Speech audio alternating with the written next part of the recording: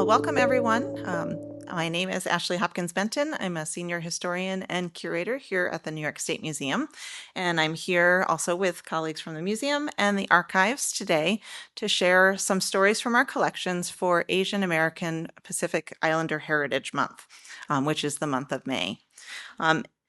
Congress first recognized AAPI heritage in a law in 1977. They granted 10 days to honor that heritage.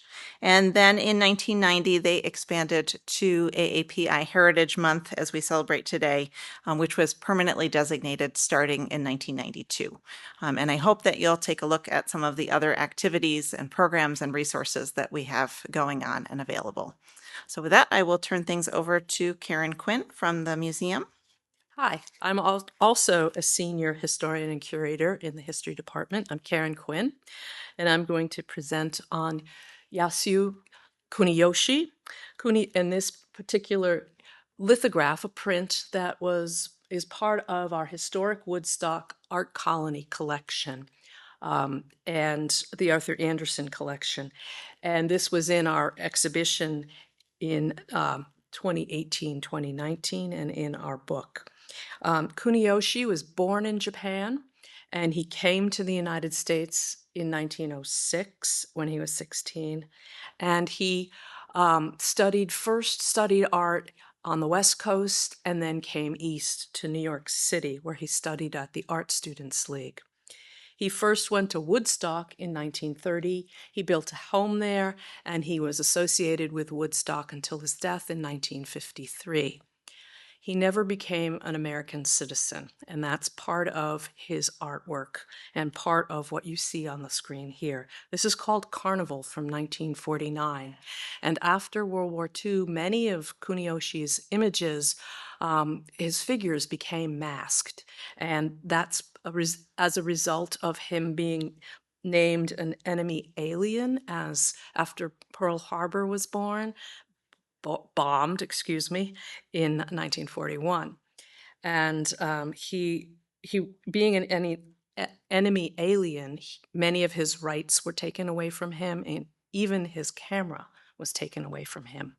He, however, did artwork for the US government for propaganda, anti-Japanese images, and so forth. His own art, however, started on a much less grim note with imagery that draws upon his experience as both an artist working in the early 20th century. He was influenced by all the modern movements from Europe and the United States. He also was very much interested in folk art, which was becoming attractive to artists and becoming very popular. It had not been popular up until the early 20th century as an art form. And he was also, of course, influenced by his own heritage from Japan and Japanese art. This on the left is circus performer balanced on a ball, another print, and on the right is strong woman and child. He traveled to France in the 1920s and became there very interested in the subject matter of the circus. And the circus is one of the subjects that plays prominently in his career. That includes many other subjects, landscape, still life, other figurative things as well. These are the woman on the ball is from 1930, and the strong woman and child is from 1925. And some scholars feel that the protective nature of the strong woman is something he was looking for, and he plays the role of the child here. Another big impact on his life was the 1924 Asian Exclusion Act, which prevented Asian peoples from coming to the United States. So he had a very tumultuous life in terms of adjusting to this country, but he very much was a part of this country. He was so popular as an artist that he's the first living artist who was granted a one-man show at the Whitney Museum in New York City. And that's pretty important. And all through his career, he was supported by patrons and artists in spite of the fact that during the war he was considered an enemy alien. These, of course, do not have masks, but then, as you see in the 1940s, the juggler on the left is from 52, mask on the right is from 1948, painting on the left, another print on the right. You can see how the mask is becoming a big part of his iconography, big part of the symbolism, big part of his identity. And finally, I just wanted to show you a painting he titled I Wear a Mask Today from 1946-47. And it is quite a provocative image, evocative image as well, and quite a poignant image, I would argue, as far as a kind of self-portrait. And just to remind you of Carnival on the right and the mask that is in our own collection here at the museum. In 1944, he wrote notes for an unpublished autobiography, and he said, quote, "If a man feels deeply about the war or any sorrow or gladness, his feelings should be symbolized in his expression, no matter what medium he chooses." Thank you. Ashley is next. Oh, sorry. I'm sorry. Hi, good afternoon. My name is Monica Gray. I'm the Director of Archival Services at the State Archives. And there we are, advance my slides. I'm going to talk today about our movie script collection. Now, you might not expect to find a large collection of Chinese language movie scripts at the State Archives. Before I discuss why we have them here, I'd like to acknowledge the research of Dr. Kenny Ng, who teaches the study of film and cinema in Hong Kong. Dr. Ng came to the archives last year, and he wrote a detailed article on these records in the summer edition of our New York Archives magazine. There's the cover. Today we're going to look at some of the images from the archives collections that we scanned for Dr. Ng's research. The movie script collection we hold at the archives includes around 73,000 movie titles, covering the 1920s to the 1960s. These all date from a period when the New York State Education Department held the authority to review and censor movies before they were given a license to be screened at any movie theater in New York State. The Motion Picture Division viewed around 2,500 Chinese language films in that time period. Mainly they were produced in China or Hong Kong. The movie reels were returned to the production company after screening, but the scripts, both in their original language and with an English translation, were filed away and eventually transferred to the archives. It gives us probably the largest surviving Cantonese and Mandarin movie script collection from this time period anywhere in the world. This first image is Chinatown in New York City in 1938. The Chinese American population in New York City at that time was around 10,000 people, and Chinese language films were enormously popular. Most of the moviegoers were young men because of the Exclusion Act that we referred to earlier. A lot of them worked in restaurants, in laundries, the jobs that were available to them. And the movie scripts show us what they were experiencing in their free time. They really, really loved the cinema, loved hearing, their own language, getting together, watching stories that perhaps provoked nostalgia for their mother country and gave them something to identify with.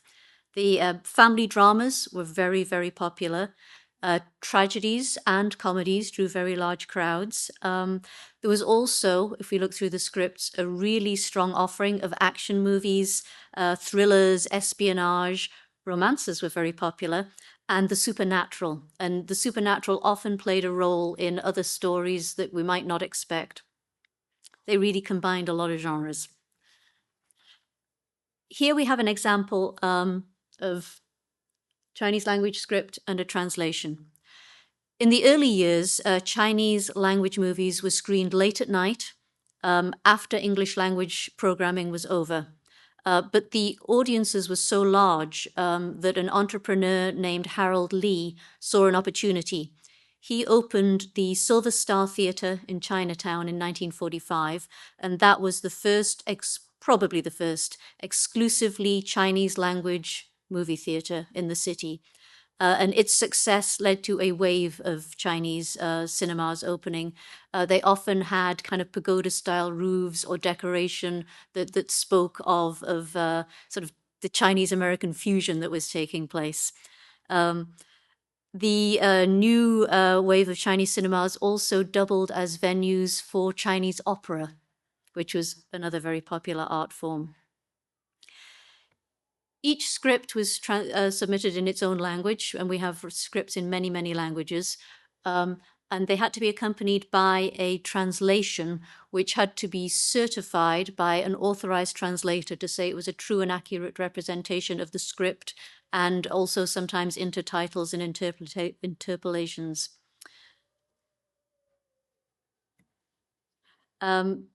Here we have a poster from the movie Spy Ring from 1951. I really like this image because, we have, I think, is it 73,000 scripts? A handful of them contain posters, and it's really nice that this is so bright and just so evocative of the subject matter as well, the femme fatale. The other image is a response by a censor. They censored these scripts before they produced licenses.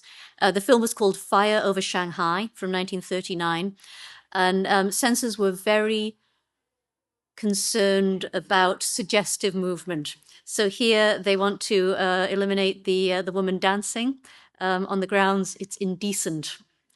The scenes that the censors focused on can really give us a hint at cultural differences and expectations and, how people felt about what they were seeing. So you can learn a lot more about our Chinese language scripts in the collections by going to the website. We have a very detailed index that indexes titles, the production company, the director, so you can, really dig down into what we have. You can go to our website. You can also read the magazine article by Dr. Ng, and I've got a couple of copies here if anyone would like one. And he also made a short video for us on our YouTube channel that describes his work in the films. So thank you. I'll pass to Ashley.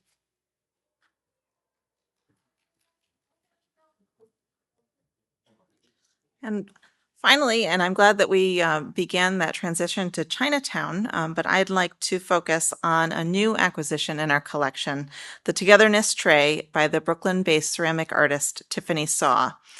Saw is inspired by traditional Chinese and Burmese pottery, and she's studied in many different locations. She's studied American wheel throwing techniques as well as Chinese wheel throwing techniques and porcelain carving in China. The Togetherness Tray is an artifact that is used in Chinese homes and businesses around the Lunar New Year. It is put out to offer up sweet treats and offer good luck and abundance in the coming new year. Its round shape indicates fulfillment and abundance in the coming year, and it often has either 6 or 8 compartments, 6 compartments for good luck or 8 compartments for good fortune. It can be filled with many different kinds of goodies, dried candies and fruits, and many of them have special meaning. So if you find candied lotus root in your Togetherness Tray, that means abundance year after year. Dried peanuts can indicate good health and longevity. Dried pineapple, success in business. Watermelon seeds for fertility, and gold coins, of course, for good fortune. So as I mentioned, this is a brand new acquisition, and this is a new piece that Tiffany Saw just made in 2024. It is part of the artist line from Wing On Wo and Company, which is located at 26 Mott Street in Chinatown. Wing On Wo was founded in the 1890s as a general store by Walter Ng, and it has operated continuously ever since. It is now the longest continuously operating store in Chinatown. It's now in its 5th generation of ownership, And in the third generation, there was a shift from operating as a general store to a focus on importing porcelain. And the purveyors have been really interested in both traditional and now also modern porcelain.